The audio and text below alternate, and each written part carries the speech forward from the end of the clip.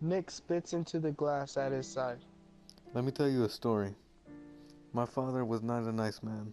He made enough money to support our family, you know, put a roof over our head, put food on the table, provide my mother and I with clothes, but that's where he felt his duties ended. My earliest memories I have of him was of him beating my mom with a tree branch. And of course he would beat me too once he felt I was old enough, which of course was only 9 years old. Nick spits again. And I didn't hate the beatings nearly as much as he tried to make us seem like the picture perfect family. Out in public, he was a saint, a loving husband, a caring father, a beacon of light amongst the whole community. But as soon as he knew nobody could see him, he changed. I mean, the difference between him outside our house and inside was different between night and day. Anyways, my father would hit my mother and I nearly every day, and there was never any reason back. Sometimes I would get brave and fight back, try to struggle a little bit, and man, that would only really piss him off. So you know what I did? What?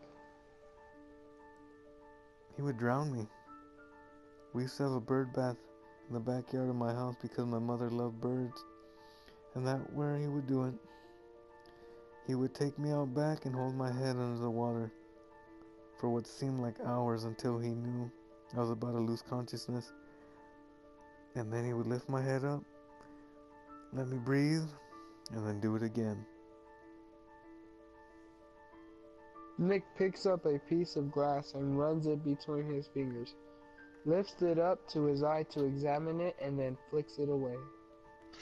After doing this a few times, I became afraid of water. Obviously, a glass of water didn't scare me because of my father. I couldn't handle pools or any large body of water. When I was 18, I moved out of my house, and when I was 20, I went back. Why did you go back? I asked. Apparently, my absence only left my father with more aggression and only one person to take it out on, my poor mother. One day, instead of a tree branch, my father decided to use a baseball bat, and he killed my mother. And my father was such a charmer and had so much money that he was able to weasel his way out of prison. So I went back home and I killed my father because he killed my mother. Nick looked at me, his gray eyes shining in the light inside the cave. Monsters don't exist in the way they depict them in movies and books. They look like you and I, they walk like you and I, they talk like you and I. And we are surrounded by monsters every day and we can't even tell who they are. When I killed my father, I wasn't committing murder. I was cleaning. Ridding the world of just one less monster. Does that make sense? I hesitate for a moment before nodding. Yeah, I guess so. I mean, I can't blame you for killing him. I would have too. Killing my father didn't make everything okay though. I mean, for one, I was still afraid of water. Nick laughs, breaking the tension in the cave. So what did you do about it? Nick stands up and wipes off the back of his jeans. What do you think? I went for a fucking swim. Nick extends his hand to help me up to my feet. John, do you believe in the butterfly effect? What do you mean? You know, the butterfly effect, the chaos theory, and where if a butterfly flaps its wings, it could cause a hurricane somewhere thousands of miles away.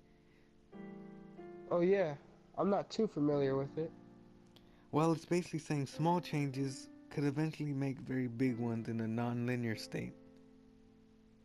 Nick, I don't know where you're going with this.